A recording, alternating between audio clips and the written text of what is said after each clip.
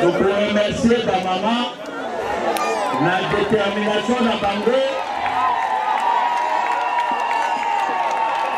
Na yebisaka bino mikolo nyonso te Yesu mwana Nzambe tanga akufaka alobaka ke akoseka mokolo tokomisi ba mama na biso et lelo occasion na biso akopesa bango ba félicitations.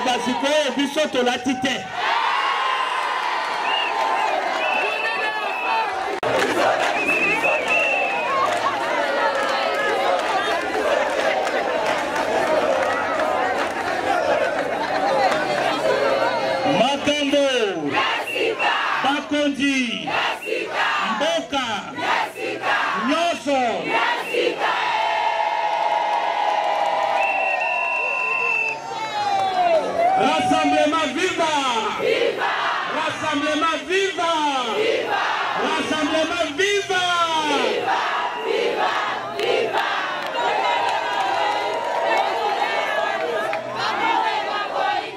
Viva!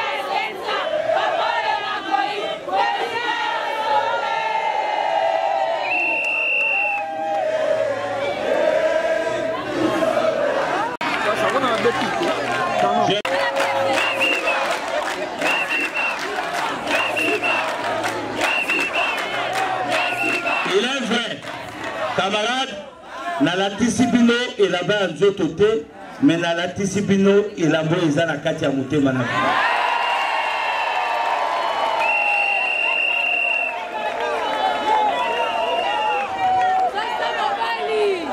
Tokosala nyonso tango sorti ya bajeune eza kosalema mpona yebi ke sorti ya bajeune eza kosalema kala te mpo baza kobongisa d'abord mpo te toyeba banani baza na bastructure na bango base compose ndenge nini baza kotambola ndenge na koma visiteur bato oyo baza kosalela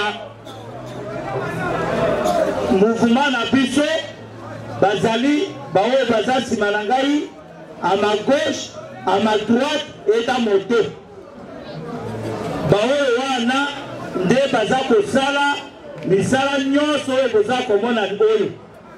Alors biso toyaka juste au moment kobénéficie service oyo basali et puis tokei na misala oyo ya mbula matadi oyo botindaka biso. Je crois que tobetela bango maboko et vraiment na mosala nyonso bazosala. Alors bango nayebisaki bango bakota en contact na bajeune dans le sens que baparti nyonso bazala impliqué po te toya kozwa mabe na mutu moko te. Omoni dossier ya bamama ndenge esalami esili toza na kimia suka.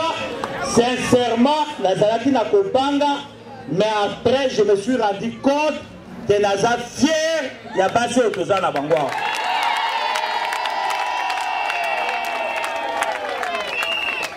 Vous savez, eza 90% na maboko ya bamama. Et lelo soko omoni bana bakoti na nzela ezalaka avant tout l'honneur de la maman à travers na mokolo ya lelo oyo ya pasi oyo bolingo ezali. Parce que eloko pe oyo topesaka bango ezalaka te, ezalaka volonté na bango, engagement na bango avec le Congo pour na informer na conformer population na biso. Donc on remercie ma jeune fille. Moto nyonso akotikala na place na ye pote to bande évacuation. Na évacuation wana comment je devrais danser, j'entends ma soeur de ma mère. Caresse tout ça. Mon ami Jésus, tu ne vois pas les filles. Ça vous fait voir que le président du conseil des sages du rassemblement est à la hauteur de la mission qu'on lui a confiée par la nation. Cette mission de pouvoir pacifier, de pouvoir suivre les processus. Parce que nous les Kassavoubistes, nous sommes au sein du rassemblement El Kassavoubou, justement parce que nous ne voyons pas quel est le chemin qui peut nous amener à faire sortir la RDC de la grave crise que nous connaissons. Et donc, le président du CENSA, qui est le conseil des sages du rassemblement, a été très clair et nous demandons à toute la population de suivre cette voie pour que nous puissions sortir de la grave crise que connaît la RDC. Est-ce que l'APK est prêt pour les élections?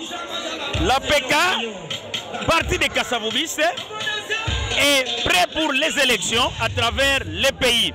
Et nous encourageons les militants et nos membres partout où ils sont à s'impliquer totalement dans ces processus pour que nous puissions demain nous retrouver au Parlement et dans toutes les institutions du pays. Thomas Kiala, nous vous disons merci. Merci beaucoup, monsieur le journaliste.